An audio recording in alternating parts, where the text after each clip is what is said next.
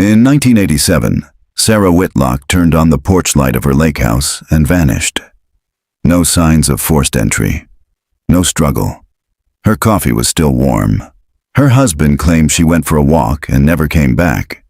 For 36 years, the case went cold, until a sealed crawl space beneath the porch revealed something that should have never been buried. Subscribe for more cinematic investigations into the world's coldest cases. September 17th, 1987. Location: Summerfield Lake, North Carolina. The light glowed amber against the black water. It flickered once, a subtle stammer in the filament, and then steadied, casting long shadows across the wooden porch of the Whitlock Lake House. A soft breeze curled through the pine trees, brushing the wind chimes into a delicate murmur. The night air was thick with late summer humidity, and somewhere across the lake, a loon called out, distant and mournful. Inside the house, the record player clicked off, the needle retreating with a soft, static sigh. A coffee mug sat half full on the kitchen table. One chair pushed slightly back, as if its occupant had risen in a casual, unhurried way. The back screen door was closed but unlatched. Sarah Whitlock had turned on the light before stepping outside. That's what her husband Alan told the police the next morning. She'd gone out for a walk around 9:30, barefoot and in her robe, saying she needed air. He claimed he'd fallen asleep on the couch. When he woke up at 2 a.m. and realized she wasn't back, he checked the woods, called her name, even took the car and drove around the lake road. Nothing. He called 911 just before dawn. By the time the sheriff arrived, the coffee was cold, the record had long since stopped spinning, and the porch light still burned, steadfast and indifferent. There were no signs of a struggle. No broken glass, no drag marks, no blood. Her robe was gone, but her sandals sat neatly beside the porch steps. Her purse, ID, and car keys were untouched. Sarah Whitlock had disappeared as cleanly as if the darkness had reached out and swallowed her whole. September 18th, 1987. Location: Summerfield Sheriff's Department, North Carolina. The deputy was still rubbing sleep from his eyes when Sheriff Don Keller dropped the file on his desk. "Missing person," Keller said. "Lake House. Husband says she went for a walk last night and didn't come back."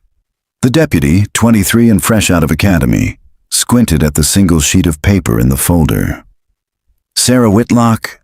Keller nodded, then added with a dry grunt, "Wife of Alan Whitlock. You know the name." The deputy did. Everyone in Summerfield did.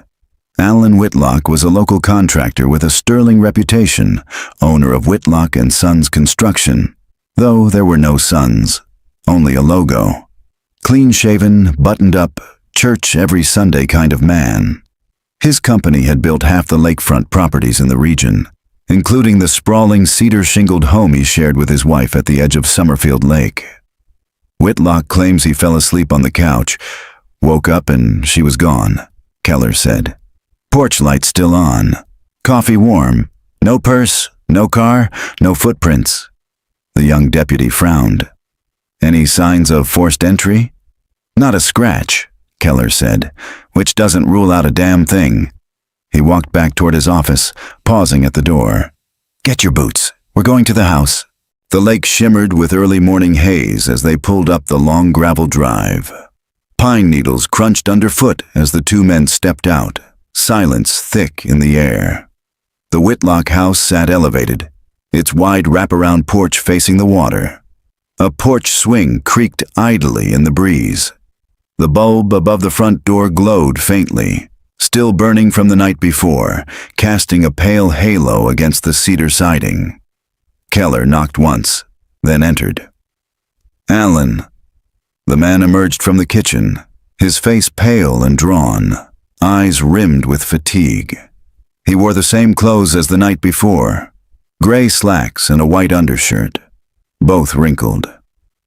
"I already told the dispatcher everything." "We know," Keller said gently. "We just need to walk through it again." Alan gestured toward the kitchen table. 2 chairs, a half-full mug of coffee, a record sleeve on the counter. "She was sitting right there," he said. "We were listening to music, talking about the baby." The deputy stiffened. "She's pregnant?" Alan nodded. 3 months, we just found out." Keller scribbled something in his pad. "So she gets up, says she needs air, says she's restless, stands, walks out back, leaves the door open. I thought I'd follow her out, but I guess I dozed off." He looked toward the back door, where the screen hung crooked on its hinges. "I woke up around 2, realized she wasn't back. I checked the woods, the driveway, took the car out down the service road. Nothing. That's when I called you." The sheriff paused. "Did she take anything?" "Just her robe," Alan said. "Her wallet's in the drawer, keys on the hook. She didn't plan to leave. You can feel it." They followed him to the back porch. The wind had picked up. Leaves scattered across the steps. Her sandals sat beside them, untouched. "Maybe she walked barefoot," the deputy offered. "Maybe," Keller replied, unconvinced. They searched the surrounding woods that day, and again the next. Bloodhounds were brought in from the next county, but they lost the scent halfway down the shoreline. A helicopter swept the forest edge and marshy inlet. Nothing turned up. By the 3rd day, local volunteers joined in. Firefighters, churchgoers, old classmates of Sarah's from high school. Boats combed the lake in grid formation. Dive teams were brought in. Still nothing. It was as if Sarah had simply stopped existing. 3 weeks later, the search was scaled back. There were no ransom calls, no sightings, no notes. Theories multiplied. Some believed she drowned, swept into the current near the dam. Others whispered that she'd run away. Perhaps the pregnancy wasn't Alan's, but her bank accounts remained untouched. Her passport was still in the dresser drawer. No bags were missing. No friends had heard from her. Still others looked to Alan. A husband left alone with no witnesses. The half-drunk coffee. The walk at night. It was the oldest story in the book. But the house was clean. His alibi, thin as it was, had no holes they could punch through. And there was no body. Sheriff Keller pushed, gently at first, then more directly. He brought Alan in for further questioning. Asked him to walk through the night step by step. Asked about their marriage, their finances, their plans for the baby. Alan never changed his story. Not once. Not even in the details. "People fight," Keller told him during the 3rd interview. "Couples argue, especially when a baby's on the way." Alan looked at him, steady. "We weren't fighting." "You sure?" "I loved her," Alan said, voice flat but firm. "And someone took her from me." By the end of October, the light above the porch was finally switched off. The house sat dark. Alan moved out before Thanksgiving. The property was placed in a trust and closed up.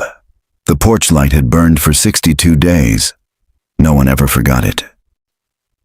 October 4th, 2023. Location: Whitlock Property, Summerfield Lake, North Carolina. By late morning, the front porch had begun to groan beneath the weight of fresh boots and new curiosity.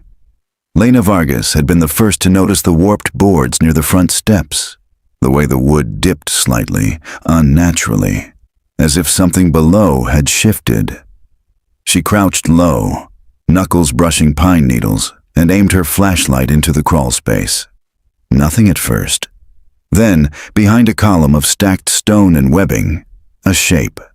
Boxy, metal, wedged tightly between 2 beams. Behind her, Darren Thorne cursed as he stepped outside. "That foundation's toast. Rot all the way through the joists." "Forget the joists," Lena said, voice low. "There's something under here."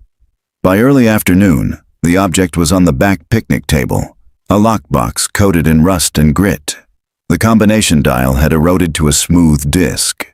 Darren snapped it open with bolt cutters.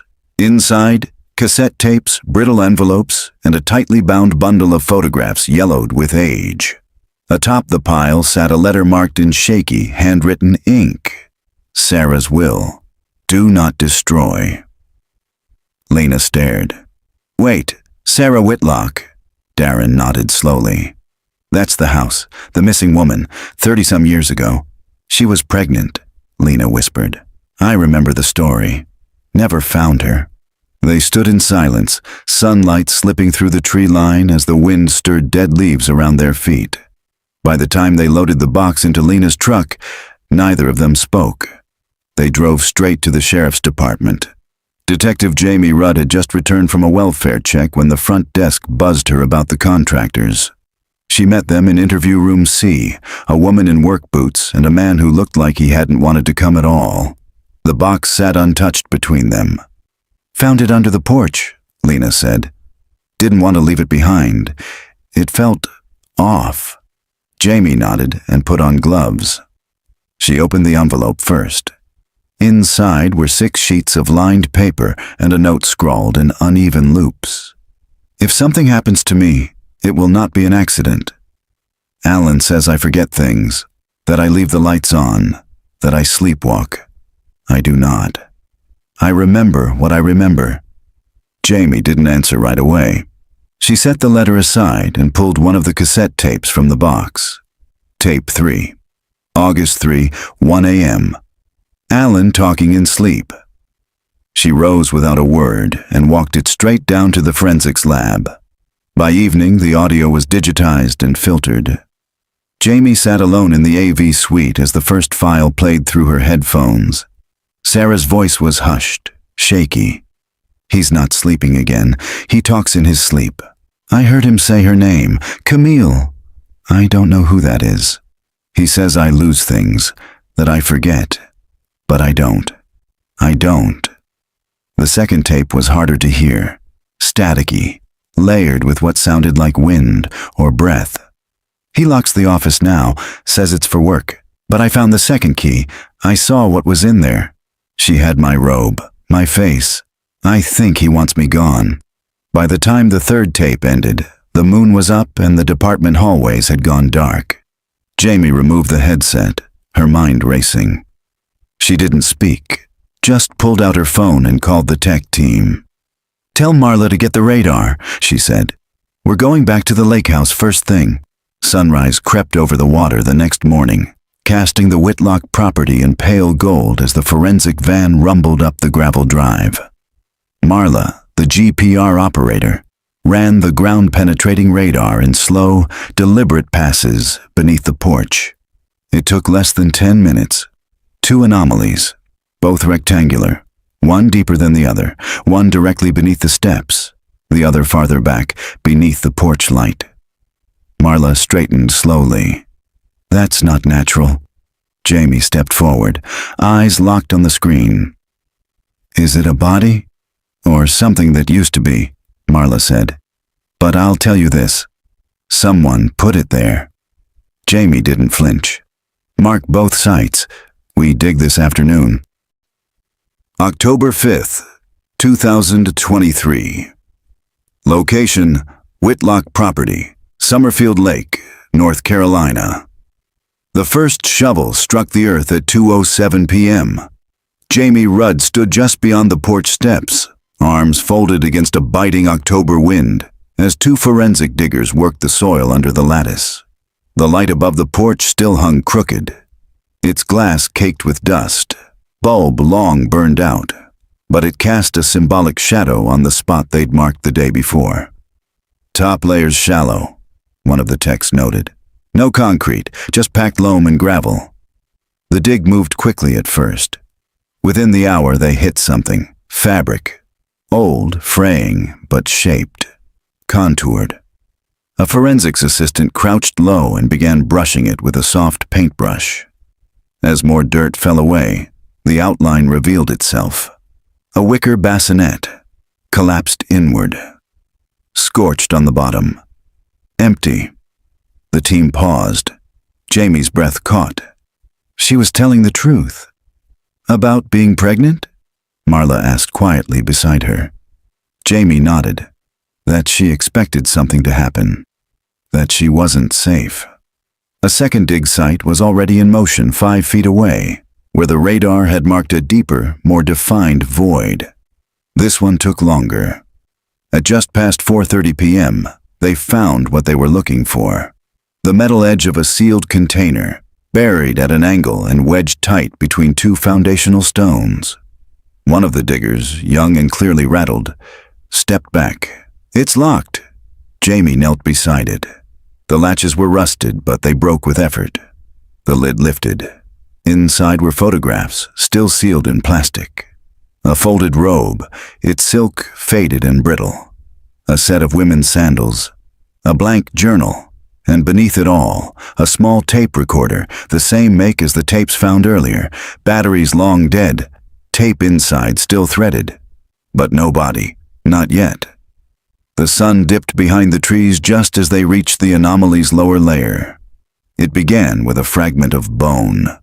A femur. Human.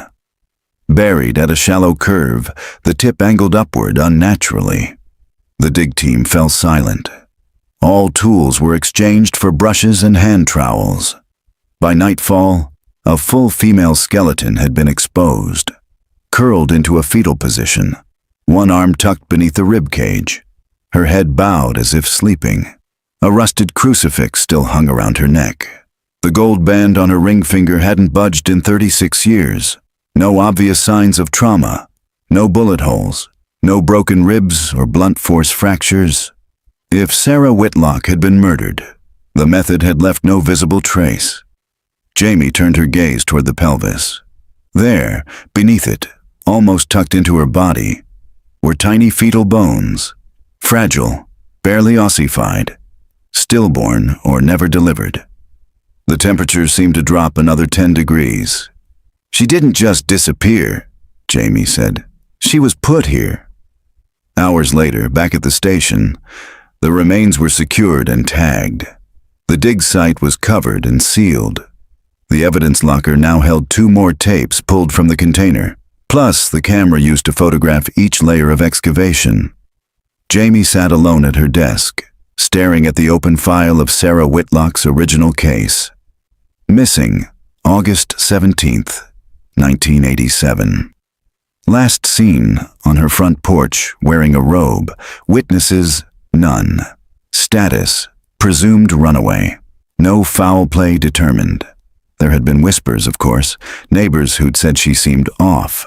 Churchgoers who said Ellen had changed after she got pregnant, but no charges, no evidence. Now, all of that had changed.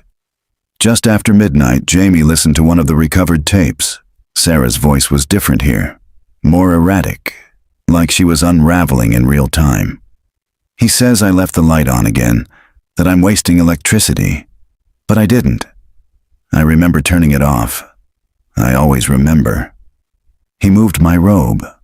I know he did. It was wet. It smelled like lake water. I didn't go near the lake."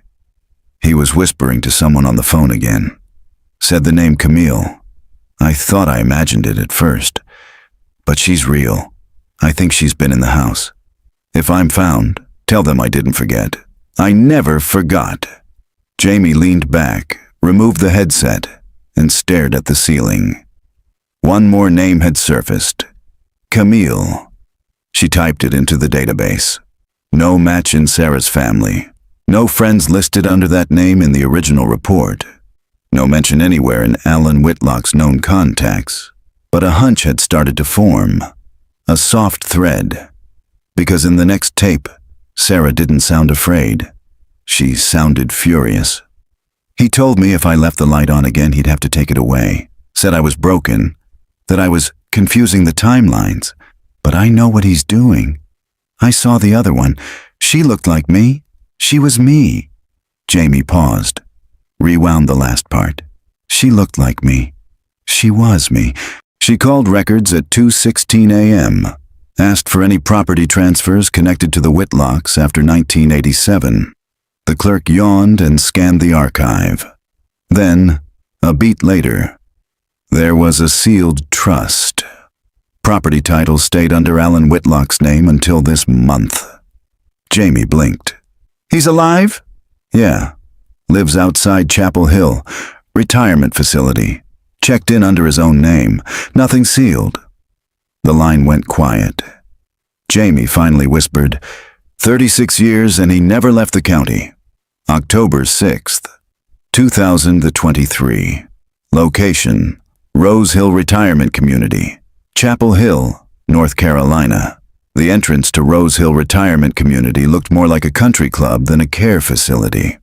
Well-manicured hedges, a long circular drive, and fountainless water features that had once been ornamental but now just looked forgotten. Jamie Rudd stepped out of her unmarked sedan at 9:03 a.m., rain slicking the shoulders of her coat. She checked her notepad twice before crossing the flagstone path toward the front desk. Alan Whitlock, she told the receptionist. Room? The young woman blinked at her badge, then typed without asking further. East Wing, room 214. He's awake. Just finished breakfast. Jamie nodded her thanks, but her stomach turned as she moved toward the elevator. 36 years. That's how long he'd lived under his own name, less than 2 hours from the house where his wife and unborn child had been buried. And no one had noticed. No one had even looked. Room 214 faced a parking lot. The man inside sat near the window in a worn armchair, wrapped in a cable-knit cardigan too thick for the humidity. His skin was pale, almost translucent, eyes sharp but sunken. A tray of untouched breakfast sat on a side table. Jamie took her time approaching. Mr. Whitlock? He didn't turn. They told me someone might come, eventually. Her shoes stopped on the hardwood. I'm Detective Rudd. I'm reopening the investigation into your wife's disappearance. Now he turned and smiled. Oh, Sarah never disappeared, he said softly. She just got quiet. Jamie didn't respond. She pulled the tape recorder from her coat and set it on the small round table between them. Do you know what this is? He stared at it, eyes unfocused. And for a moment, she thought he might deny everything. But instead, his fingers twitched in his lap. She liked to record, he murmured. She said it helped her remember, but it didn't. She remembered too much. Jamie leaned in. Is Camille real? His mouth tightened. Camille was necessary. She didn't blink. You said on one of the tapes that Sarah was confusing timelines, that she was broken. What did you mean? He closed his eyes. You won't understand.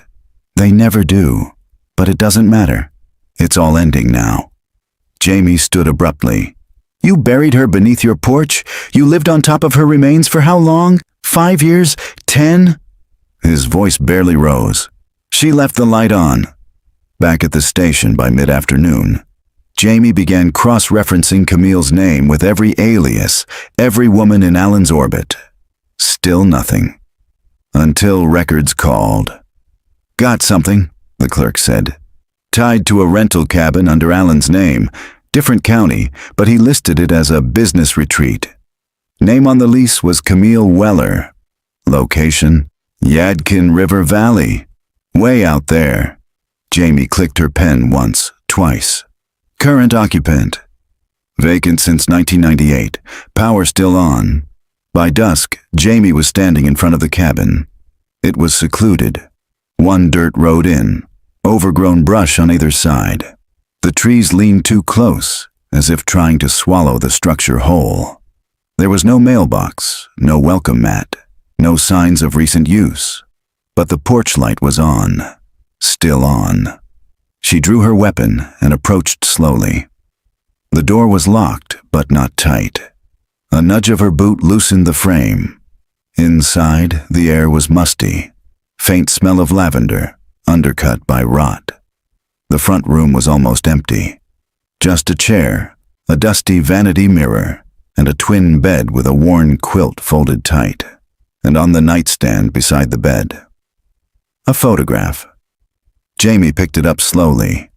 It was Sarah, younger, wearing the same robe found in the lockbox, but she wasn't alone.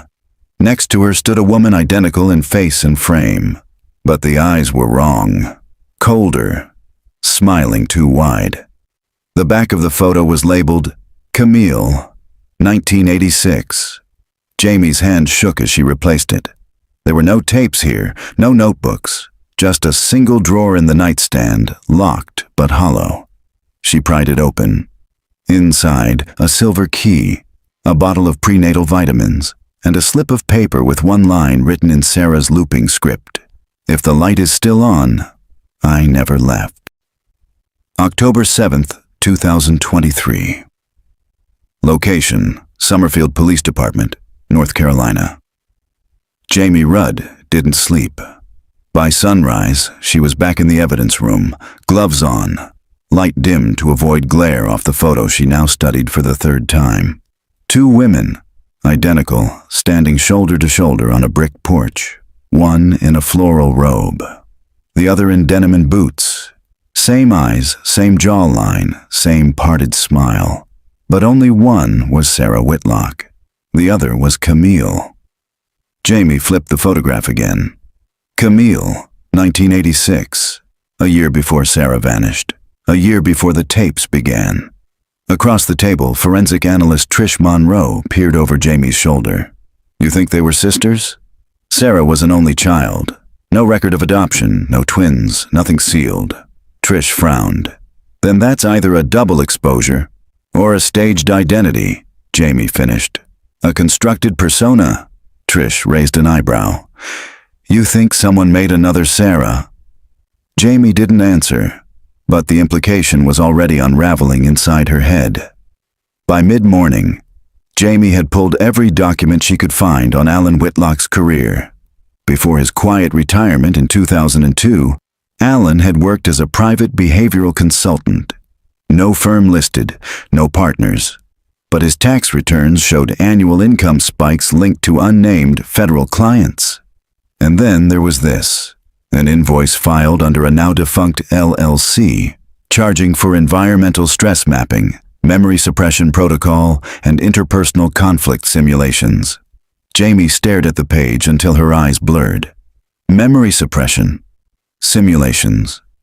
None of this had appeared in the original missing persons report. It had been written off, like so many women before Sarah, as a domestic tragedy. A silent woman, a controlling husband, an accident, a disappearance. Case closed. But this wasn't a disappearance. This was an experiment. At 2:10 p.m., she drove back out to the Whitlock property. The crime scene tape still fluttered around the edges of the porch. Inside, the excavation site had been refilled and tarped, but the interior of the house remained untouched. Jamie stepped into the foyer, flashlight in hand. She moved slowly through the kitchen, scanning for signs she'd missed earlier. Nail marks in the floorboards, paint streaks on the wall. In the hallway near the bedroom, she stopped. A closet door, padlocked shut. Jamie knelt and picked it. The lock clicked open after 3 tries. Inside, shelves of VHS tapes, all unmarked. Dozens of them, coated in dust. Some cracked, others still pristine. She grabbed 5 and loaded them into a cardboard box, then carried it out to the cruiser. By evening, she sat in the AV suite, alone, light off. The first tape opened with static. Then, a woman in profile, wearing the floral robe, sitting stiffly on a wooden chair in what looked like the same hallway closet. She was crying, but her voice was calm. I don't want to go back.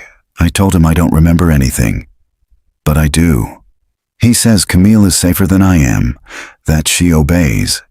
But I remember the night on the porch. I remember the light was already off. A second tape flickered. Same woman, different robe, different chair. He gave her my name, my clothes, but she doesn't feel like me. He says the real me left the light on, that she forgot the rules. I didn't forget. I never forgot. Jamie sat perfectly still. Sarah hadn't just been recording her husband. She'd been recording herself, versions of herself. Camille wasn't a woman. Camille was a role, an identity Alan had forced onto Sarah, maybe over and over again. And Sarah had fought back, in secret, in coded tapes, with the only tool she had left, memory. At 11:44 p.m., Jamie stared out the window of her apartment. watching the wind scatter leaves across the pavement. She replayed the sentence in her head.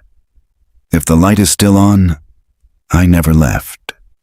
What if Sarah hadn't meant it metaphorically? What if the porch light wasn't just a symbol? She pulled out the key found at the river cabin and made a decision. October 8th, 2023. Location: River Cabin, Yadkin Valley, North Carolina. Jamie arrived just after dawn. Mist hung low over the trees, weaving through the underbrush like smoke. The gravel drive crackled beneath her tires. No other vehicles, no footprints. The porch light, somehow, impossibly, still glowed faintly beneath a thick layer of grime. She stepped out of the cruiser and pulled her coat tighter.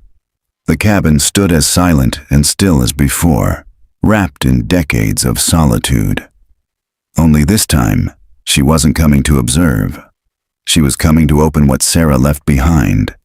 Inside, the air smelled of rain and rot. She crossed the threshold carefully, flashlight sweeping. The photograph was gone, secured in evidence. But the image of the two identical women lingered in her mind like a smudge on glass. She moved to the nightstand. The key from the drawer fit neatly into a small brass lock beneath the lower panel. It turned with a soft click. Jamie paused, heart pounding. She slid the drawer out. Beneath it was a false bottom, barely a quarter-inch thick. She wedged it up with a knife blade and peeled it loose. Underneath, a second compartment, lined in red felt, empty except for a folded sheet of paper, yellowed with time, and a thin magnetic strip, an old access card, government issue, coded and faded. The paper read Protocol initiated, August 13th, 1986. Subject: Whitlock, Sarah Marie. Phase 1 complete, compliant phase. Status: unstable, recommend, containment, retention. Notes: memory separation successful, secondary identity established. Subject is responsive but unpredictable. Light fixation persists. Jamie's hands trembled. This wasn't delusion. It wasn't paranoia or abuse in the conventional sense. Sarah had been a subject in something. Tested, split. Camille had never been real. She had been implanted. A second identity laid over Sarah's own. A mask meant to overwrite, to control. Jamie exhaled shakily. This went far deeper than Alan Whitlock. She searched the rest of the cabin with more urgency now. Behind the old wardrobe, she found a notch in the wall, scraped as if something had been moved recently. She ran her fingers along the panel and felt a soft give. It popped free, revealing a narrow crawl space beneath the floorboards. She flicked her flashlight in. At the end of the space, barely 5 feet deep, lay a metal case, airtight, military grade. She slid it out, knelt beside it, and cracked the latches. Inside were 6 reel-to-reel tapes, each labeled in precise block letters. Phase 1, orientation. Phase 2, mirror work. Phase 3, re-entry attempt. Phase 4, override, subject recording. Camille isolated. Jamie stared at them in stunned silence. These weren't Sarah's tapes. They were Alan's. They were the program. Back at the station that afternoon, she brought them directly to evidence, bypassing even the deputy chief. Trish Monroe set up the first reel and threaded the tape. Jamie sat in the darkened booth as the playback began. The voice was Alan Whitlock's. Clinical, measured. Subject has responded well to name conditioning, shows signs of disassociation under light-based prompts. We've identified a trigger phrase. You left the light on. Causes significant emotional regression. Subject exhibits confusion followed by obedience. Camille persona now dominant for extended periods. Sarah's baseline memory appears fragmented. Jamie's jaw clenched. This wasn't just abuse. It was programming. Like breaking a horse. Like folding a person into pieces. She fast-forwarded to the final tape. Camille, isolated. A woman's voice filled the room.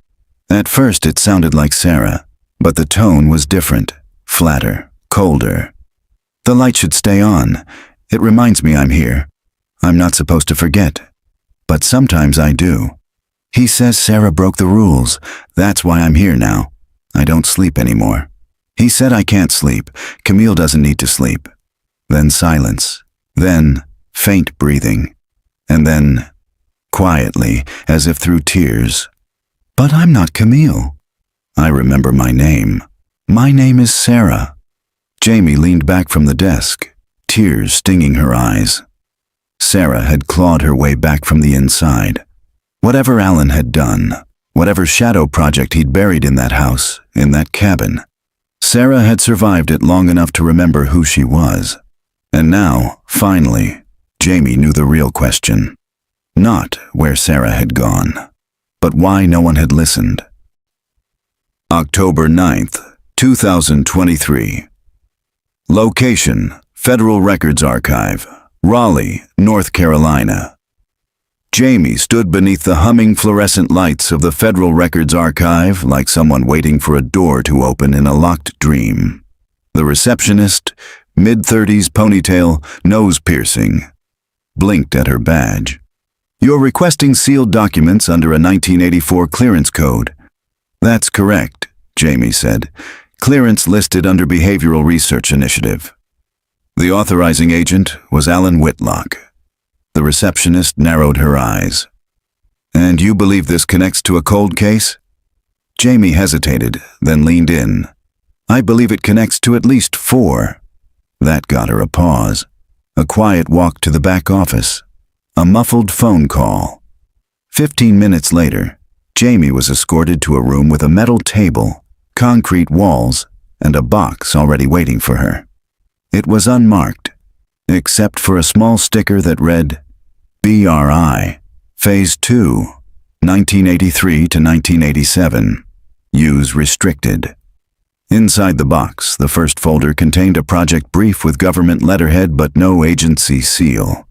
The title read, Behavioral Reformation Initiative, Classified Experimental, Cognitive Identity Partition. Below that, in smaller type, Test Group.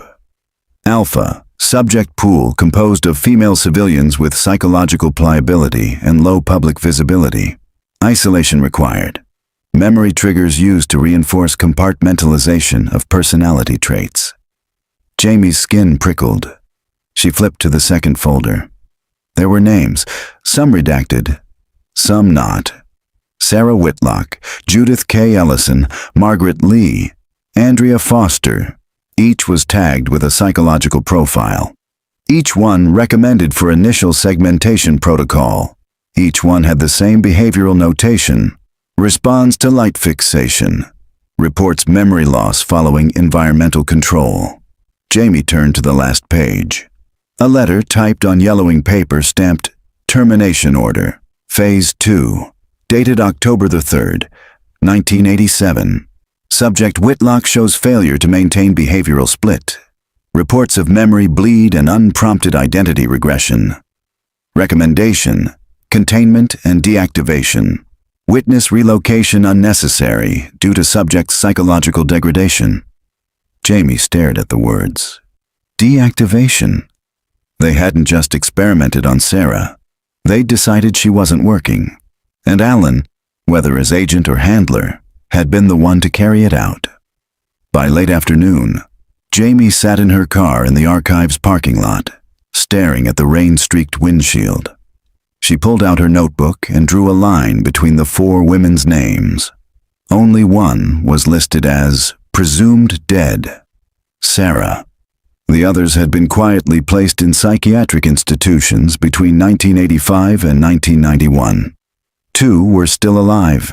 One, Margaret Lee, had been released from a long-term care facility just last year under a new name. Jamie made the call.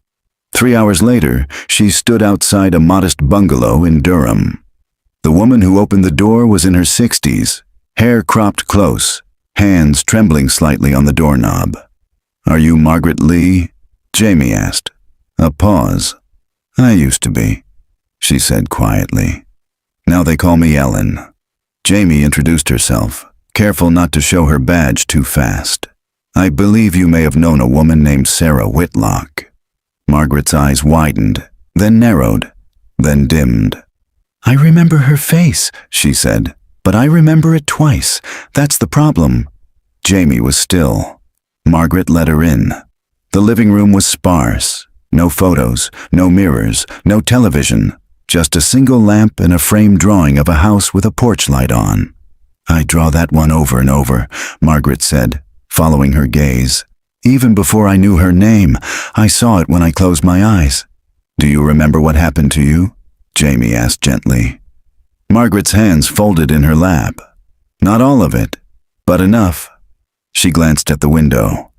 "They called it simulation, said we were helping national security, but it wasn't a simulation. They broke us apart, made copies of our thoughts, told us Camille was real, that she was better." Jamie leaned in. "Do you know who Camille was supposed to be?" Margaret gave her a small, pained smile. "She was supposed to be what was left after we forgot who we were." Jamie froze. "She was a construct," Margaret continued, "an empty room with new furniture. But sometimes you could hear the old floorboards creak." Silence filled the room. Then Jamie asked the question she hadn't dared until now. "Did Sarah ever try to fight it?" Margaret's voice trembled. "She didn't just fight it. She memorized it. Every room, every phrase. She knew the tape loops, the mirrors, the triggers. She told me once, if she ever vanished. I left the light on for someone to find me." Jamie swallowed hard. "She meant you," Margaret whispered. "Whoever you are, she meant you." October 10th, 2023. Location: Lake Lanier Property, North Carolina. The second porch light had never been part of the official report. It didn't show up on the floor plans, didn't exist in the original property survey. And yet, on the backside of the lake house, tucked under an overgrown lattice of ivy and warped shingles, it glowed faintly, green-tinted, as though it had been burning for decades without ever being seen. Jamie found it at 7:12 a.m., crouching near the crawlspace vent. Fog hovered low across the lake, thick as breath. The sun barely broke the horizon. Her fingers traced the warped siding, then the electrical conduit running from the house into the earth. The wire didn't connect to the grid. It led underground. By 9 a.m., she had the department's ground-penetrating radar unit set up in the backyard. Deputy Roy Finch handled the rig while she paced, silent. "There's something below," Roy muttered, peering at the screen. 10, maybe 12 feet down. Concrete walls, narrow footprint, not listed in county records. Jamie exhaled. Dig. By noon, the backhoe had cleared 3 feet of earth. At 5 feet, they hit the first cinder block. Beneath it, a reinforced hatch, rusted but intact, with a single word carved into its steel plate. Echo. Jamie stared, then dropped to her knees. The hatch took nearly an hour to break open. Inside, a ladder led into pitch blackness. The walls were metal-lined. No moisture, no scent. As Jamie descended with her flashlight, the beam revealed a narrow corridor, maybe 30 feet long, lined with insulation and soundproofing foam. At the end, a single wooden door, clean, untouched. She opened it. What she saw made her breath catch. It was a room, a perfect replica of the Whitlocks' living room. Same wallpaper, same couch, same floral lamp, still flickering in the corner, even the same painting of a river at dusk, except this one had no windows. And the ceiling, though high, was made of mirrored panels, a simulation chamber. Jamie's flashlight found an old camera embedded in the wall, its tape reel still intact. She found the recorder in the corner, dusty but operational. She pressed play. The tape whirred. Sarah appeared on screen, sitting on the couch in a floral robe, hands folded, staring directly into the lens. "If you're watching this," she said softly, I wasn't erased. Not completely. I remembered the rules. I obeyed when I had to. But I left myself cracks, mirrors, light. Camille was never real. She was his invention. But I let her walk around in my place so I could hide where he couldn't find me. And now, I need you to find the others. Jamie leaned forward. There are more rooms, more women, more lights still burning, but no one's been looking. So I left mine on. The screen went black, then flickered. A new image, static, distorted, showed a series of coordinates, 10-digit sequences, all U.S. locations. Jamie grabbed her notebook and scribbled them down. The last frame froze on Sarah's face again. This time, not in fear, but in defiance. By sunset, Jamie had returned to the surface. The list of coordinates buzzed in her mind like a ticking metronome. She called Trish Monroe at headquarters. "I found a chamber," she said. "Built to simulate a home environment, fully staged, surveillance capable. Sarah used it to store memory patterns. There are others like it, other subjects." Trish didn't speak for a long time. Finally, "Do you think she's still alive?" Jamie's answer was quiet. "I don't think Sarah Whitlock ever truly died." That night, Jamie returned to her apartment, too wired to sleep. She printed out the coordinates, marked them on a map. 5 states, 7 locations, 1 central radius, all within former jurisdiction of behavioral consulting branches defunded in the early 2000s. She looked again at the last coordinate. It was here, North Carolina, 50 miles away. Jamie grabbed her keys. October 11th, 2023. Location, abandoned street. Hildegard Mission Church, Wilkes County, North Carolina. By morning, the clouds had thickened to a pewter gray. Jamie's tires hissed along wet pavement as she pulled off the rural route onto a gravel path overtaken by weeds. The church appeared slowly through the trees. Brick faded to a soft ochre, windows boarded, steeple half collapsed. A rusted sign still swung on a crooked chain. St. Hildegard Mission. Closed. 1991. But the front porch light glowed. Jamie's breath caught. No power lines ran to the building, no meter, no signs of recent human presence, except that unwavering amber bulb, swaying slightly in the wind, casting its glow across a door carved with strange, looping symbols. She knocked once. The door opened by itself. Inside, the sanctuary was dark, but intact. Dust shimmered in the slivers of light that pierced the boarded windows. Pews lined up in perfect rows, untouched for decades. A tattered hymnal lay open on the altar. Jamie moved forward cautiously, footsteps echoing. Behind the altar, she spotted a stairwell leading downward. The air changed. Colder. Denser. She descended. The basement had been transformed. The stone walls were padded in quilted insulation, painted a soft pink. In the far corner stood a white dresser. A small bed, perfectly made. A girl's name, Rachel, painted in neat letters on the headboard. But Rachel wouldn't have been a girl anymore. She would be nearing 60. Jamie took a slow breath. "Hello?" she called gently. "My name is Jamie. I'm not here to hurt you." Silence. Then, a voice. Calm. Too calm. "Camille said you'd come." Jamie turned. A woman stood in the far shadows, barefoot in a faded Sunday dress. Her gray hair curled like a child's. Her eyes were glassy but alert. She smiled. "I didn't think anyone remembered the light." Jamie stepped forward, voice steady. "Are you Rachel? Rachel Knowles?" The woman tilted her head. "I used to be, but he said Rachel was too noisy. So he gave me a new name."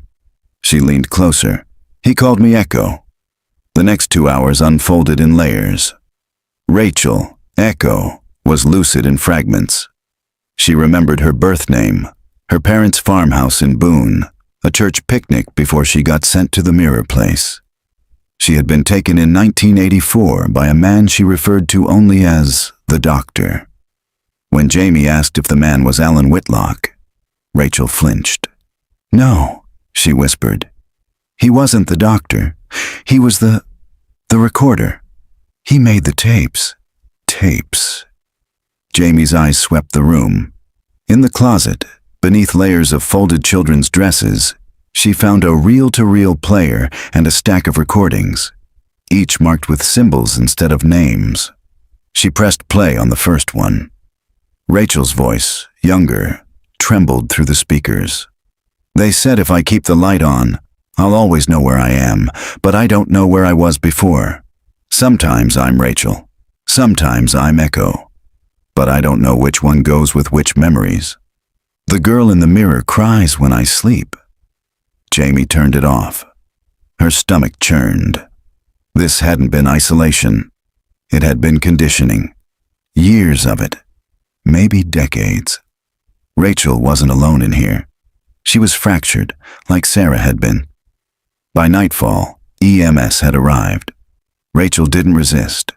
She sat on the porch as they examined her, eyes scanning the trees like she hadn't seen sky in years. Jamie sat beside her. "Did you ever meet Sarah?" Jamie asked softly. Rachel nodded, only once. "She brought me a book, told me to keep it hidden." Jamie's pulse jumped. "Do you still have it?" Rachel smiled faintly. "It's under the bed." Jamie knelt and reached beneath the mattress. Wrapped in a cloth was a battered notebook. Inside were pages of names, dates, coordinates, and a list, handwritten in Sarah's tight, upright script.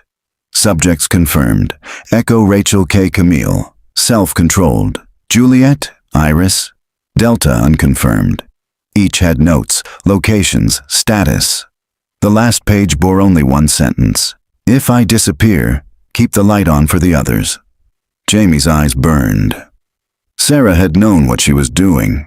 She hadn't just survived. She had documented everything and buried it like seeds, waiting to be found. That night, Jamie submitted the notebook and tapes into federal evidence. She stared at the last photo of Rachel in the ambulance, gray-haired, fragile, smiling faintly at the flashing lights, as though she'd emerged from a lifetime-long dream.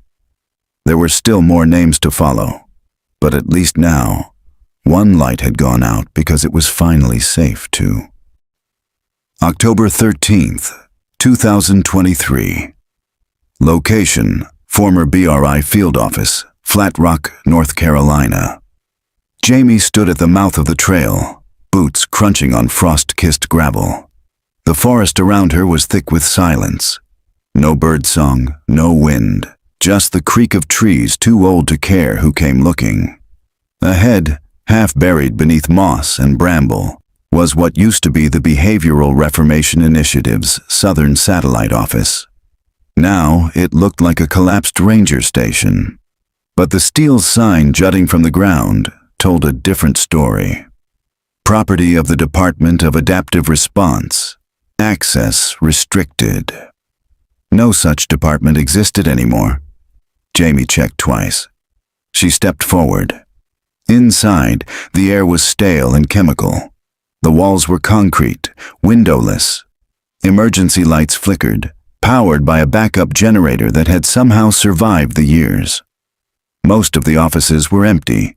Metal desks overturned, papers mildewed, ceiling tiles hanging like loose teeth.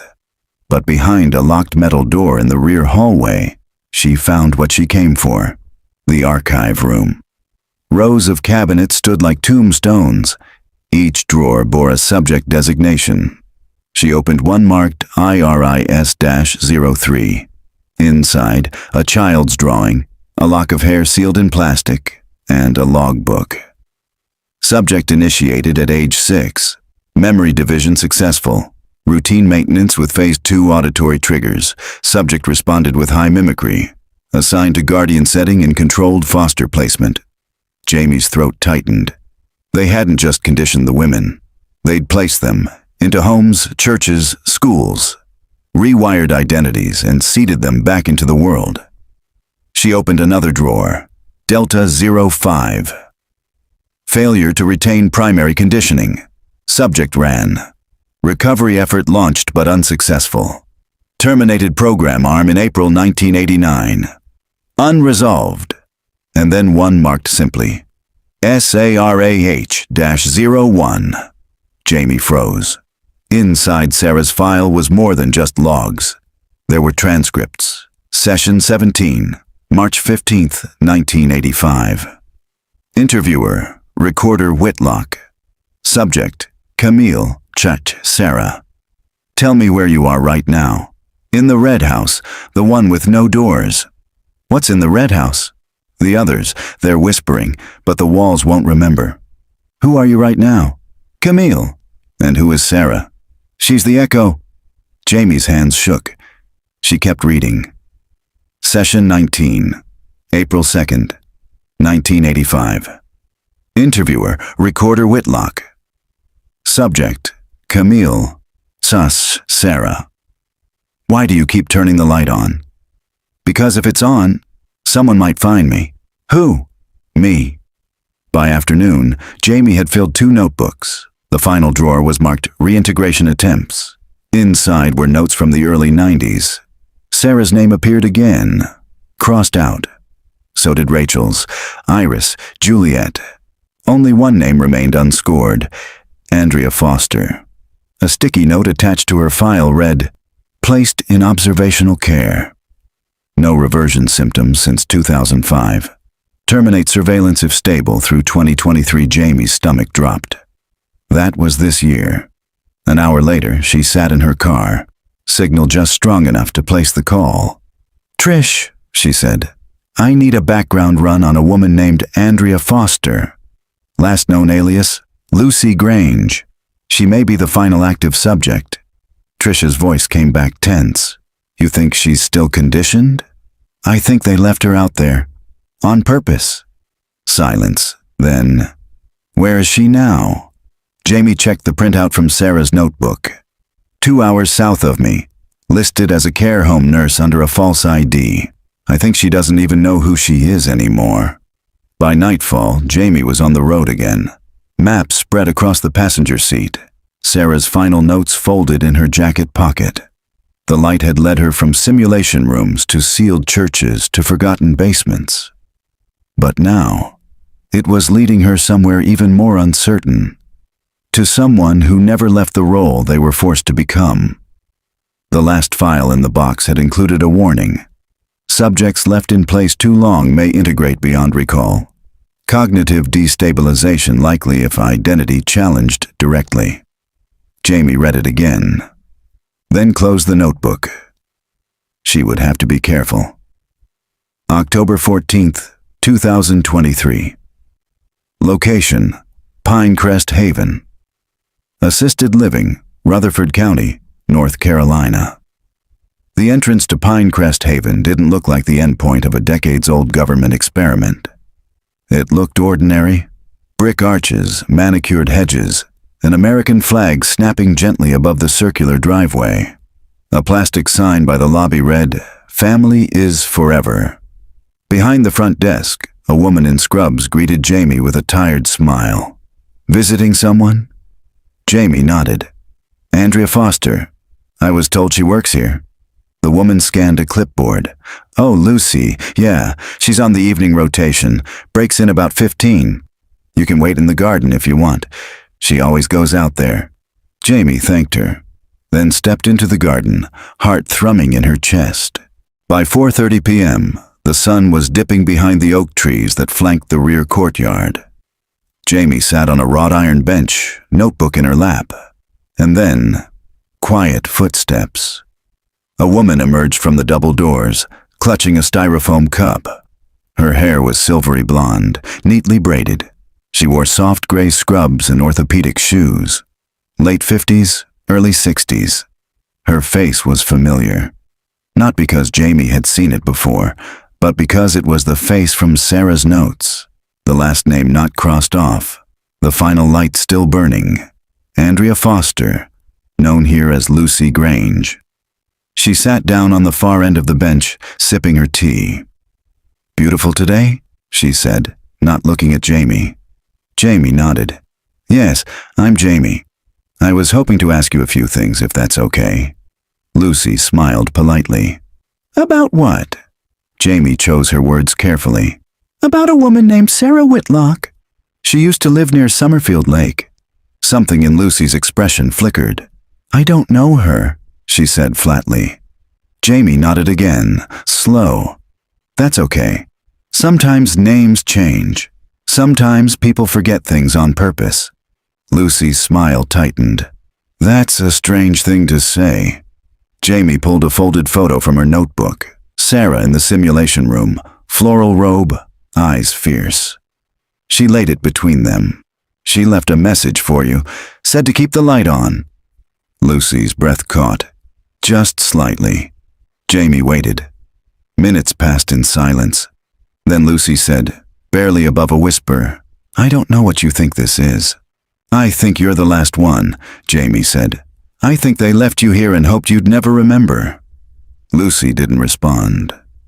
Instead, she stood, walked to the edge of the garden path, stared out at the fading light. You ever wake up in the wrong body? She said softly, like your voice isn't yours. Your name doesn't fit in your mouth. Jamie approached, careful. Yes, I think Sarah did too. Lucy closed her eyes. Sometimes I dream about a room. Red walls, no windows, just a door with no knob. There's music playing, but it's backwards. And someone, he keeps asking me questions, over and over, until I say them back. Jamie reached into her coat pocket. She wrote about that too. She handed Lucy the final page of the notebook. A sketch, crudely drawn but unmistakable. The room, the mirror, the recorder. At the top, if she's still out there, she'll remember the hymn. Jamie whispered, there's a light that never fails, even in the darkest veil. Lucy's eyes filled with tears. She sang the next line, guiding souls the long way home, where the morning always comes. Something broke then, not in a painful way, more like a spell dissolving. Lucy sat back down on the bench, crying silently, as if mourning someone she hadn't known she'd lost. Jamie sat beside her. I think your name was Juliet, she said gently. That's what Sarah called you in her logs. You were one of the earliest placements, and the longest running. Lucy, Juliet, nodded slowly. I don't know who I was before, but I remember a song, a porch light, a voice that told me if I left it on, someone might find me. You did, Jamie said. You left it on for 36 years. Juliet looked at her, then whispered, was she real? Jamie didn't have to ask who. Yes, she said. She was real, and she fought like hell to get you back. That night, Jamie filed an official request to transfer Juliet into protected psychological care. Her false identity was stripped from public record. The facility would be closed, reclassified as an investigative site. As she drove back toward Summerfield Lake, the stars were just beginning to shimmer through the dusk haze. She passed a row of homes, ordinary, safe, unaware of the darkness that had hidden in plain sight for so long. And outside one of them, on a quiet porch, a single light still burned. October 16th, 2023. Location: the Lake House, Summerfield Lake, North Carolina. The lake was still, not calm, still. The kind of stillness that made Jamie uneasy, like the whole world was holding its breath, waiting to exhale only after she opened the door.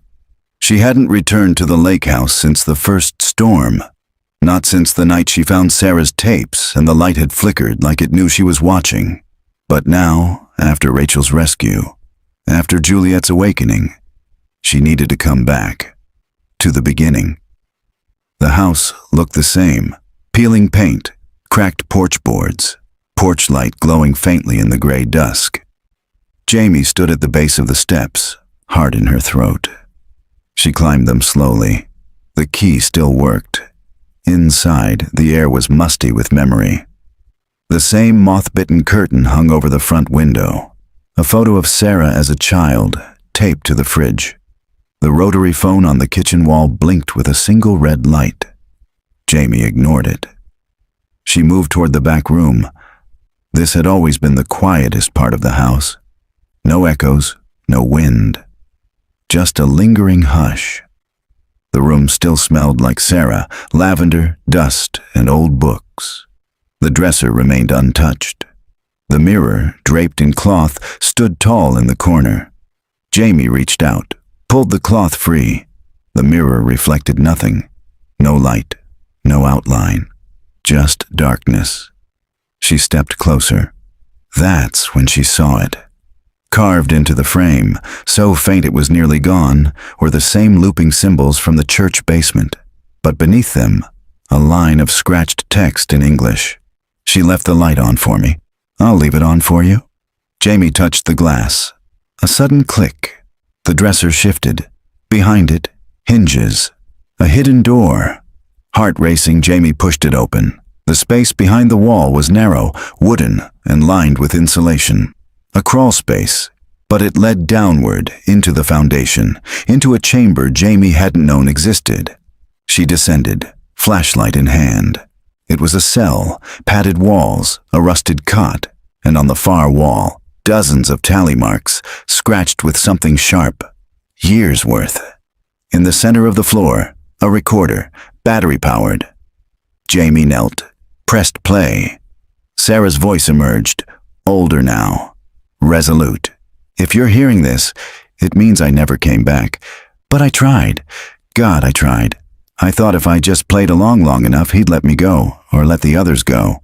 He wasn't a doctor. He was a believer, in control, in silence, in erasing names and writing new ones. They weren't just experiments. We were replacements. Each of us trained to step into someone else's life and forget our own. But the light, it always brought something back. A flicker, a name, a hymn. So I kept it on. For Rachel, for Juliet, for me. And now, a pause, then static, then barely audible. The door is in the mirror, but only if you know which name to use. The tape clicked off. Jamie sat in the dark a long time. No name would open that mirror now, because Sarah had given hers away, piece by piece, to keep the others whole. Jamie stood, climbed back to the room, looked once more into the mirror. This time, her reflection stared back. But behind her, just for a breath, she swore she saw Sarah's silhouette, watching, then gone. She left the house after midnight, locked the door behind her. The porch light burned like it always had. Steady, software waiting. Jamie left it on, for whoever came next, for whoever still needed to find the way out of the dark. November 2nd, 2023. Location, Washington, D.C., Senate Subcommittee on Ethics and Oversight. The chamber was colder than it needed to be. Jamie sat alone at the witness table, a folder in front of her labeled Operation Iris, Recovered Subject Files, 1981 to 1992. Behind her, the gallery was nearly full. Reporters, researchers, survivors under new names. Juliet was here, seated in the back, eyes steady. Trish, too, next to her. Rachel hadn't come, but she'd written a statement. The chairman adjusted his glasses. Ms. Kavanaugh, you may proceed. Jamie took a breath, then began. For 36 years, a woman named Sarah Whitlock was listed as a missing person in North Carolina. Her case went cold within weeks, but Sarah hadn't vanished. She had been silenced. Jamie opened the folder, slid the first photo forward. A child's drawing, a mirror, a hand reaching from the dark. This investigation reveals the existence of a clandestine psychological conditioning program carried out by a privatized behavioral group known internally as the Behavioral Reformation Initiative, BRI, operating in the shadow of federal oversight during the late 1980s. She met their eyes. They used women, children.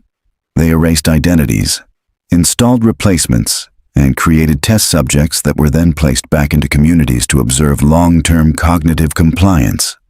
Another photo, a room with no windows. Their names were changed, their histories rewritten, but a handful fought back. She read from Sarah's final tape transcript. Her voice wavered once, but never broke. The light doesn't bring us out. It brings us back in, to who we were before they tried to make us someone else. Sarah Whitlock risked her life to leave that light on, for others to follow. Rachel found it. Julia, too. There may be more. She closed the folder. I'm not asking for convictions today. I'm asking that their names be restored, that they are no longer whispers in sealed files, that they are heard. A long silence. Then the chairman cleared his throat. Ms. Kavanaugh, thank you for your testimony. This committee will move forward with public disclosure proceedings effective immediately. A gavel tapped once. The session adjourned. Outside, the air was brisk. Autumn leaves skittered across the marble steps of the Capitol. Jamie stepped into the light of early evening, the sun dipping low behind the obelisk. Reporters surged forward, microphones raised. But Jamie just smiled, held up a photo of Sarah, and said one sentence. She left the light on. We're just finally looking where it led. She turned, coat billowing behind her, and walked toward the morning.